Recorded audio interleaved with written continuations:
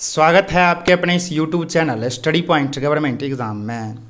बिहार दरोगा का merit list जारी किया है और मेरिट लिस्ट में इनका नाम आ चुका है और इनसे हम आज ये जानेंगे कि किस तरह से ये पढ़ाई की सेल्फ स्टडी करके यहाँ तक पहुँचे हैं और पीटी मेंस और फिजिकल टेस्ट सभी पास करके मेरिट लिस्ट में भी नाम इनका आया है और अब ज्वाइनिंग ये लोग करेंगे। तो हमारे जो YouTube से आप लोग सदस्य जुड़े हुए हैं जो कंपटीशन एग्ज़ाम की तैयारी करते हैं और ख़ास करके जो दरोगा की तैयारी करना चाहते हैं, तो इनके मुंह से ही आप लोग जानिए कि कैसे तैयारी किए, कौन कौन से सब्जेक्ट में किस तरह से पढ़े कि इनका रिजल्ट जो है वह कंफर्म हुआ। तो आप लोग कहाँ गलती कर रहे हैं और क्या गलती हो रहा है आपसे जिससे कि आपका रिजल्ट नहीं बन रहा है, तो वो आज इनसे हम पूछते हैं। और आप लोग जो भी कैंडिडेट हैं अगर बिहार एसआई की नई भर्ती का इंतज़ार कर रहे हैं तो नई भर्ती भी आप लोग का अगस्त में आ रही है और आप लोग भरिएगा भी फॉर्म और एक स्ट्रेटजी बनाइए। और इनसे मैं बात पहले करवा देता हूँ, फिर मैं आपको बाद में भी बताऊँगा। आपका क्या नाम हुआ? मेरा नाम पल्लवी कुमारी है। तो आप जो है किसी कोचिंग इंस्टीट्यूट में पढ़ी हैं या फिर सेल्फ स्टडी की है? नहीं, मैंने सेल्फ स्टडी किया है और मैंने बहुत ज़्यादा दिन नहीं, मैं बस 6 महीने ही बिहार दरोगा के लिए दी हूँ। उसके पहले मैं बीएड कर रही थी और मैं आपको भी पता है बीएड और दरोगा का दोनों का वे ही अलग है। बीएड कहीं और चला जाता है, उसका रास्ता किधर और चला जाता है और दरोगा किधर और चला जाता है। पर मैं दृढ़ इच्छा शक्ति के साथ बैठी और सोची कि इस बार इसको फतह करना है और आज रिजल्ट आप लोगों के सामने है। तो इसका 2 फेज में एग्ज़ाम होता है जी। तो फर्स्ट फेज ज़्यादा हार्ड लगा कि सेकेंड फेज ज़्यादा हार्ड लगा? मेरे लिए कभी लगता था फर्स्ट फेज में लगता था होगा या नहीं होगा। सारे स्टूडेंट की ये मानसिकता होती है, पता नहीं होगा या नहीं होगा। कितना भी हम लोग मशक्क़त के साथ करें, हम अपनी तैयारी कितनी भी अच्छी हो, फिर भी कितना ही बोनाफाइड स्टूडेंट हो, उसको ये हमेशा लगता है पता नहीं होगा या नहीं होगा। सबके मन में ये बात चलती रहती है, मेरे मन में भी थी। पीटी हुआ, पीटी के बाद मेंस में भी थोड़ा सा मुश्किल लगा, लेकिन जब कहते हैं ना जीत जब अपने चरम पद पे हो तो सफलता खुद ब खुद मिल जाती है। अच्छा, ये बताइए कि जैसे बहुत सारे कैंडिडेट का ये सवाल रहता है कि सिलेबस से बाहर एग्जाम में क्वेश्चन पूछता है। जी, सिलेबस से बाहर इस बार तो था। जैसा कि मैंने पिछली बार का क्वेश्चन देखा, बहुत पिछली बार का तो मैं नहीं कह सकती, पर मैंने इससे पहले वाली वैकेंसी की क्वेश्चन को देखा था और अब के क्वेश्चन को देखा था। तो सोशियोलॉजी का क्वेश्चन पीटी में मेरा फर्स्ट फेज में एग्जाम था, पीटी फर्स्ट सिटिंग में मेरा एग्जाम था, तो उसमें थोड़ा सा अलग था। पर उसके लिए घबराना क्या है, 10-12 क्वेश्चन तो वैसे भी आउट ऑफ सिलेबस अगर है भी 10-12 तो इसमें क्या ही फ़र्क पड़ जाता है। अगर बाकी इधर हम 80 क्वेश्चन इधर हम अपना कर लेते हैं तो 20 क्वेश्चन आउट ऑफ सिलेबस ही रह के मेरा क्या बिगाड़ लेगा। अच्छा, एक और सबसे इम्पोर्टेंट जो क्वेश्चन है और ये वाकई में है भी, क्योंकि बीपीएससी हो या फिर दरोगा हो तो इसमें करंट अफेयर्स की अहम भूमिका होती है। हाँ, करंट अफेयर की अहम भूमिका है और इस बार ऐसे करंट अफेयर कम है, लेकिन सिलेबस में करंट अफेयर था तो वो करंट अफेयर लेके ही हमको चलना है, उसको छोड़ना नहीं है, करंट अफेयर लेके चलना है। तो उसके लिए मैंने इडुटेरिया का लिया और इडुटेरिया को वो बोलते हैं ना घोल के पी जाना, बस वो करते रहिए कंटिन्यू। ऐसा नहीं है रटिए, रटना एकदम सही नहीं है। रटना आज रटेंगे कल भूल जाएंगे, बस उसको पढ़ते रहिए, लेकिन कंटिन्यू पढ़िए। जितना भी करंट अफेयर है, जितना पेज बाय पेज है, उसको कंटिन्यू पढ़िए बस। इडुटेरिया वो प्रवीण सर का जो वीडियो आता है यूट्यूब पे, उनका बुक भी आता है। जी, उसका बुक भी आता है, वही सर का बुक आता है, उसी से मैं अपना उसी से की हूँ और मुझे पूरा मैच हुआ। मेरा जितना क्वेश्चन था करंट अफेयर का मैं वहीं से सारा डील की। इडुटेरिया प्रवीण सर का। और घटना चक्र या फिर एसपीडी, ये सबसे घटना चक्र मैं नहीं पढ़ी। हाँ, एसपीडी थोड़ा बहुत देखी थी, पर मुझे इडुटेरिया का जो कैटेगरी वाइज था, कैटेगरी वाइज वो ऐसे किए थे तो वो एक फिगर दिमाग में आ जाता है। वो ऐसे भी पढ़ाई में भी अगर आप कोई चार्ट बना के पढ़ते हो तो वो ज़्यादा समझ में आता है। जो थ्योरी लिखा हुआ है उससे ज़्यादा अच्छा चार्ट वाला समझ में आता है। तो इडुटेरिया का जो था वो चार्ट वाइज था तो वो मेरे दिमाग में ज़्यादा अच्छे से सुटेबल हो रहा था। ऐसे एसपीडी भी गलत नहीं है, जिसके पढ़ने का सबका अपना अपना जरिया होता है, अपना तरीका होता है। अगर किसी को फैक्चुअल बातें समझ में आ रही है, किसी को वो लिखा हुआ ज़्यादा समझ आता तो आप वो ले सकते हैं। अच्छा, एक क्वेश्चन और है कि सिलेबस तो बहुत बड़ा है, चाहे दरोगा का हो या बीपीएससी का हो, जी सिलेबस बड़ा है, तो इसमें समय तो कम मिलता है क्योंकि साल 1.5 साल समय मिलता है। तो क्या क्या चुनिंदा, मतलब क्या क्या सब क्या क्या पढ़ना है, किसको छोड़ना है, ये कैसे सिलेक्ट करेंगे स्टूडेंट? ये सिलेक्ट करेंगे जैसे पिछले बार का क्वेश्चन क्या पूछा है, उस बेसिस पे आप सिलेक्ट कर सकते हैं। पिछले बार का क्वेश्चन क्या पूछा है, हो सकता है इस बार उससे पूछे नहीं पूछे। तो अगर आप ये देख रहे हैं कि पिछले बार पूछा इस बार नहीं पूछा, तो उसको हल्का देखिए, ऐसा नहीं उसको छोड़ दीजिए, देखिए। लेकिन जो पिछले बार नहीं पूछा, इस बार पूछने की संभावना आपको लग रहा है कि ये पूछ रहा है। बहुत क्वेश्चन तो ऐसे हैं जो पूछना ही पूछना है।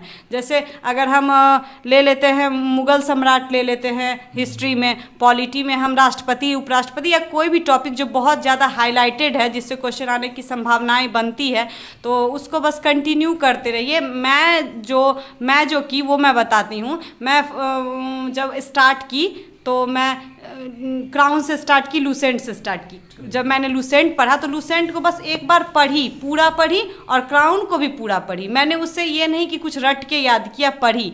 फिर पढ़ने के बाद मैं हो गया, उससे मेरा पीटी हो गया। मैं जो पढ़ी उससे मेरा पीटी हो गया। फिर बात मेंस पे भी है, चूँकि मेंस और पीटी में थोड़ा सा ही डिफरेंस है। इसमें थोड़ा ज़्यादा मैथ्स है और उसमें करंट अफेयर है, बस यही दोनों में डिफरेंस आ जाता है। बाकी तो सिलेबस दोनों का सेम ही है। तो फिर मैं सेकेंड टाइम में जो मैं पढ़ना स्टार्ट की, मतलब मेंस के लिए जो मैं पढ़ना स्टार्ट की, उसमें मैंने जैसे हिस्ट्री का अगर मैं एंशिएंट ले रही हूँ, तो आज अगर मैं 6 बजे बैठी तो शाम के 6 बजे तक मैं वो एंशिएंट पूरा पढ़ के ख़त्म कर दूंगी, पूरा एंशिएंट ख़त्म। फिर कल अगर मंडे है, कल ट्यूसडे है, तो ट्यूसडे को मैं मेडाइवल करूंगी और फिर वेडनेसडे को मैं मॉडर्न कर लूंगी। मॉडर्न हिस्ट्री पूरा एक दिन में ख़त्म करना संभव है क्या? हाँ, अगर आप एक बार पढ़ लिए हैं, और अगर आप फिर देखिए, रिवीजन ही तो सब कुछ है ना, रिवीजन मेक्स परफेक्ट, ठीक है। अगर आप रिवीजन कर रहे हैं एक बार में, संभव नहीं है, सही में ये संभव नहीं है, लेकिन हमारे पास 2-3 महीने का टाइम होता है। आज मैंने एंशिएंट किया, कल मेडाइवल किया, परसों ये मॉडर्न कर लिया, उसके बाद फिर नेक्स्ट डे पॉलिटी किया, उसके बाद ज्योग्राफी किया। फिर तो वो रिपीटेड डे आएगा ना, वहीं तो बात खत्म नहीं हो जाएगी। फिर रिपीटेड डे आएगा तो फिर रिपीटेड डे में फिर उसको वैसे कर लेंगे। इस तरीके से वो हमारे माइंड में बुक का फिगर सेट होते जाता है। जब क्वेश्चन आप देखोगे तो लगेगा हाँ, ऐसे इस साइड में ये ऐसे दिया हुआ था, जिससे आप बहुत जल्दी कवर कर लोगे कोई भी क्वेश्चन को। अच्छा, तो मतलब एक बार लूसेंट या क्राउन से डिटेल में पढ़ना है? हाँ, एक बार डिटेल में पढ़ना है और फिर वही रिवीजन रिवाइज अगेन करते जाना है। नोट्स भी बनाते गए? नोट्स मैं बनाई बहुत ज़्यादा नहीं, लेकिन जो लगा कि एकदम समझ में नहीं आ रहा है, जैसे मैं ले लूँ मकबरा ही ले लिए, बाबर का कहाँ है, अकबर का कहाँ है, तो वो सब है, थोड़ा कन्फ्यूज़न वाला चीज़ है कि कहीं का कहीं दे दिया, उस टाइम बहुत ज़्यादा कन्फ्यूज़न हो जाता है। या डैम ही ले लो, कुछ भी ऐसा जिसमें कन्फ्यूज़न है, तो उसको बार बार देखते थे हम, बार बार देख रहे थे, तो जिससे कि लग रहा था मतलब हो ही जाएगा। इसको देखते रहने से वो हो ही जाता है, दिमाग में वो बैठ जाता है। अच्छा, पॉलिटी कौन से बुक से पढ़े थे? मैं पॉलिटी भी क्राउन से और लूसेंट से ही की थी। लक्ष्मीकांत सजेस्ट करेंगे या ज्ञानचंद यादव? आप लक्ष्मीकांत मैं लक्ष्मीकांत पढ़ी, ज्ञानचंद यादव तो नहीं पढ़ी, पर लक्ष्मीकांत मैं कुछ दूर पढ़ी थी। हाँ, वो है बीपीएससी डीपली है, वो बहुत ज़्यादा, लक्ष्मीकांत जो है बहुत ज़्यादा डीपली है। लेकिन मुझे लगता है दरोगा के लिए क्राउन सफिशियंट है, क्राउन और लूसेंट सफिशियंट है। अच्छा, और ये मॉडर्न हिस्ट्री के लिए स्पेक्ट्रम बुक? हाँ, स्पेक्ट्रम भी मैं कुछ दूर देखी थी, पर वही बात है, वो डीपली है, आप उसको पढ़ सकते हैं। इस बार जैसे कि क्वेश्चन मेंस में जो था वो थोड़ा डीपली पूछा था, तो हाँ, अगर आपके पास बहुत ज़्यादा टाइम है तो आप स्पेक्ट्रम को देखिए, घटना चक्र भी देखिए, घटना चक्र भी अच्छी किताब है। लेकिन अगर बहुत ज़्यादा कम टाइम दिया गया है, के द्वारा आपको बहुत कम टाइम दिया गया, इतने टाइम में आपको ये करना है, तो फिर आप क्राउन और लूसेंट करके, और अपना नोट्स खुद भी होता है कि थोड़ा अलग तरीके से तैयार करें, कहीं और से यूट्यूब से कुछ देख लें, कुछ के बारे में अगर बहुत ज़्यादा नॉलेज लेना है तो यूट्यूब को खोले, गूगल को खोले, इस तरीके से हम अपना खुद का नोट्स भी तैयार कर सकते हैं। अच्छा, इसमें जो इकोनॉमिक्स का सेक्टर है, और इकोनॉमिक्स से ही क्वेश्चन को थोड़ा हार्ड भी बनाता है, अगर इकोनॉमिक्स को करंट से जोड़ के पूछ दिया जाए तो इकोनॉमिक्स के लिए कौन सा बुक से तैयारी किया? इकोनॉमिक्स में भी अगर करंट से भी जुड़ा हुआ है तो वो यूटेरिया में करंट जोड़ के दे ही देता है। यूटेरिया का आप नाम बता रहे हैं, प्रवीण सर हैं, उनका यूटेरिया पे चैनल भी है, तो वीडियो भी आप लोग देखते हैं? हाँ, वीडियो भी मैंने देखा था। खान सर का भी? खान सर का मैंने ज्योग्राफी देखा था, वो उनका ज्योग्राफी बहुत अच्छा था।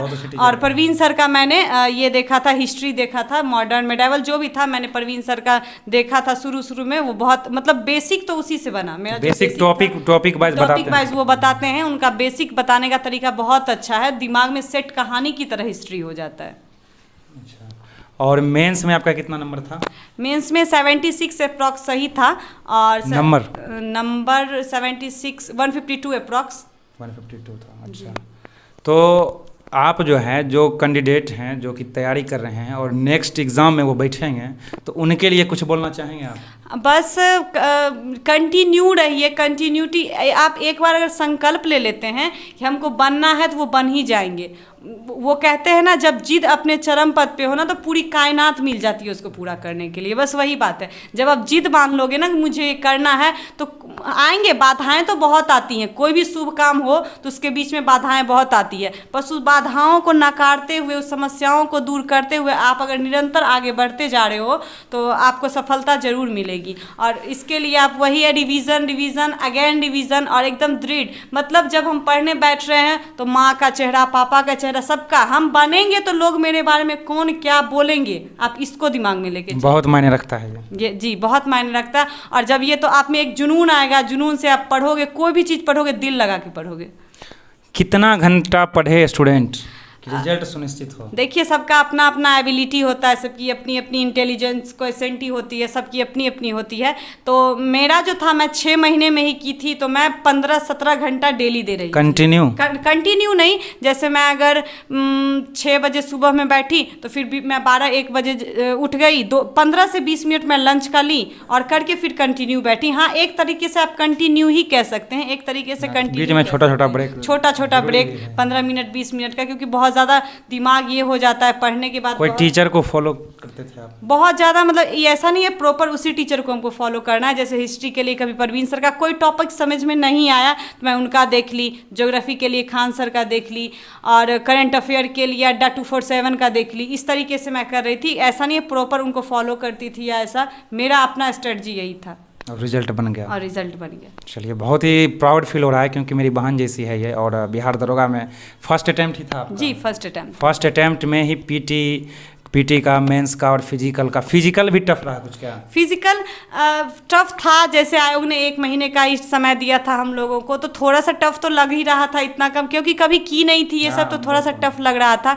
लेकिन मैं फिर जब मैं एक ज्वाइन की गुरुजी फिजिकल सेंटर, बहुत अच्छी सेंटर है वो पटना में। हाँ, तो फिर मैं वहाँ गई, और वहाँ तो यूँ बोलते हैं ना, जैसे खेल के तरह फिजिकल हो जाना, वैसे सिखाया गया और हो गया। अच्छा, आपका रिजल्ट जो है वो सार्जेंट में बना है कैसा है? नहीं, मेरा SI में, मैं जनरल कैटेगरी से बिलोंग करती हूँ, तो मैं SI में ही बना। सार्जेंट के लिए हाई जंप थोड़ा सा ज़्यादा था? नहीं, लड़कियों के लिए तो सेम होता है, लड़कियों के लिए नंबर पे वो मेरिट बनता है SI में, और बाकी फिजिकल सेम होता है लड़कियों का। लड़कों के लिए रहता है कि लड़कियों के लिए थोड़ा फिजिकल पे होता है उसका। लड़का में है कि 4 फीट 4 इंच करें तो सार्जेंट। लड़कों का सार्जेंट के लिए फिजिकल पे बनता है उसका। अच्छा, तो जो भी कैंडिडेट हैं आप लोग सुन रहे हैं कि किस तरह से तैयारी किए, वो भी ऐसा नहीं कि कहीं कोचिंग में जाके या फिर कोई इंस्टीट्यूट में पढ़ के, सेल्फ स्टडी करके, वो भी घर पे रह के जो है पीटी एग्ज़ाम, मेंस एग्ज़ाम और फिजिकल भी, और आज मेरिट लिस्ट में इनका नाम भी आया है और कंफर्म रूप से अब ये बन गए हैं। तो आप लोग भी सुनिए कि क्या क्या गलती किए आप जिसकी वजह से आपका रिजल्ट नहीं हुआ। और भी यदि कोई सवाल है आपका तो आप लोग कमेंट सेक्शन में लिख सकते हैं, कि जो भी सवाल है आपका वो कमेंट सेक्शन में आप लिख सकते हैं। और बस यही उम्मीद करते हैं कि आप लोग भी अपनी तैयारी में लगे रहें और आप भी SI में रिजल्ट बने, आपका मेरिट लिस्ट में नाम आए, ताकि आपका भी हम इसी तरह इंटरव्यू लें और यूट्यूब पे डालें। तो आप ये बताइए कि इसका क्रेडिट किसे देना चाहते हैं? इसका क्रेडिट या तो मैं खुद को देना चाहती हूँ या मैं अपने परिवार वालों को देना चाहती हूँ। परिवार वाले बहुत हेल्प किया आपको? परिवार वाले ही हेल्प किए। हमारी जॉइंट फैमिली है, तो मैं जैसे पढ़ रही हूँ, तो अगर पढ़ रही हूँ मैं, तो मेरा खाना ऊपर आ जाता था, मतलब खाना हम खुद ब खुद मेरे पास चल के एक तरह से आता था कि खाना खा लो, अब तुम्हारा टाइम हो गया खाना खाने का। और मैं एक हिंट के रूप में आप लोगों को ये भी बताना चाहूँगी कि प्रैक्टिस सेट बहुत ज़्यादा ज़रूरी है। प्रैक्टिस सेट जो है वो बहुत ज़्यादा, जब मैं प्रैक्टिस सेट बनाती थी तो अगर मैं 64 नंबर है तो थोड़ा सा मोरल डाउन होता था, 64 है रिजल्ट नहीं होगा, क्योंकि वहीं से तय होता है हमारा जो सफ़र है, प्रैक्टिस सेट के नंबर से ही तय होता है। जैसे जैसे आगे बढ़ता दिल में उत्साह बढ़ते जाता, चलो मैं अब ये किया।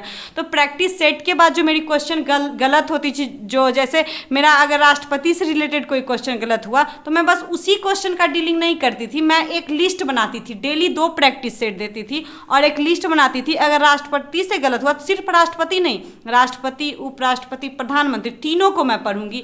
इस तरीके से अगर डैम गलत हुआ तो पूरा डैम पढ़ूंगी, सिर्फ ना कि उसी डैम को पढ़ूंगी। कोई भी क्वेश्चन प्रॉपर जो एक गलत हो रहा है उसका पूरा टॉपिक बनाती है और पूरे टॉपिक को इस तरह से डेली डेली एक ही चीज़ पढ़ने से आपके दिमाग में वो सेट हो जाती है। प्रैक्टिस सेट क्वेश्चन बैंक देखती थी या नहीं, प्रैक्टिस सेट जैसे इडुटेरिया का ऑफलाइन ली थी मैं, और शुरू में पीटी के लिए मैं गुरु रहमान सर का ली थी। इसी तरीके से फिर जब पीटी हो गया मेंस में मैं वही की ये ले ली, इडुटेरिया के ले ली, और उसी से बना के एक रुक्मिणी प्लेटफॉर्म का उसका भी मैं प्रैक्टिस सेट 2-3 जरूरी है।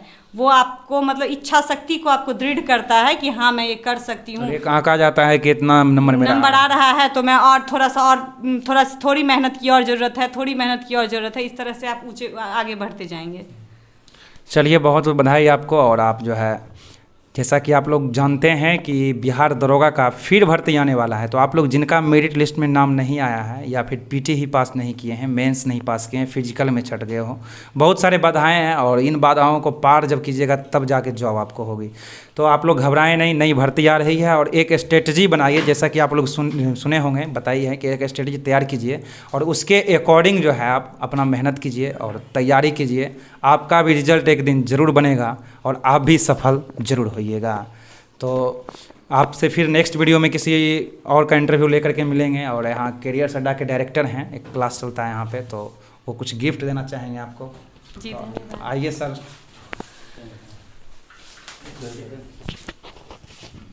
धन्यवाद। कुछ बताइए।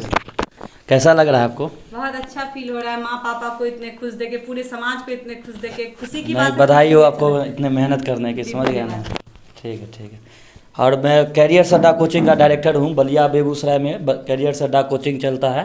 यहाँ पे बिहार दरोगा हो गया, बिहार दरोगा बीपीएससी की, स्पेशली बिहार दरोगा और बीपीएससी की तैयारी कराई जाती है। और जो भी स्टूडेंट्स बलिया क्षेत्र और बेगूसराय क्षेत्र के हैं वो एक बार आके ऑफिस में विजिट करिए, तो आप लोग को पता चलेगा यहाँ किस तरह की तैयारी होती है। ठीक है ना? बाकी अमित सर आपको बताएंगे कोचिंग के बारे में। हाँ, तो अगर आपको तैयारी करना है तो सबसे ज़्यादा इम्पोर्टेंट है, जैसा कि इन्होंने भी बताया, और जो भी सफल स्टूडेंट हैं, कैंडिडेट हैं, उनका बस एक यही सेम होता है बोलना कि सेल्फ स्टडी बहुत ज़रूरी है। कोई भी इंस्टीट्यूट हो या कोई भी आपका मार्गदर्शक हो, कैसा भी हो, आपको कभी सफल नहीं बना सकता। सफल आप अपने मेहनत पे बनिएगा। यदि आप मेहनत नहीं करें, जैसा कि इनसे सुने कि 14-15 घंटा कंटिन्यू मेहनत करते थे, तब आज सफल हुई है। तो आप भी मेहनत कीजिए और सफलता आपको भी मिलेगी। तो वीडियो लंबा ना हो जाए, इसलिए आप लोगों से फिर हम नेक्स्ट वीडियो में मिलते हैं। और कुछ भी सवाल यदि आपके मन में आ रहा है जो कि हमको इनसे पूछना चाहिए और हम नहीं पूछ पाए हैं, तो आप इस वीडियो के कमेंट में लिख सकते हैं। मिलते हैं आपसे नेक्स्ट वीडियो में, तब तक के लिए धन्यवाद।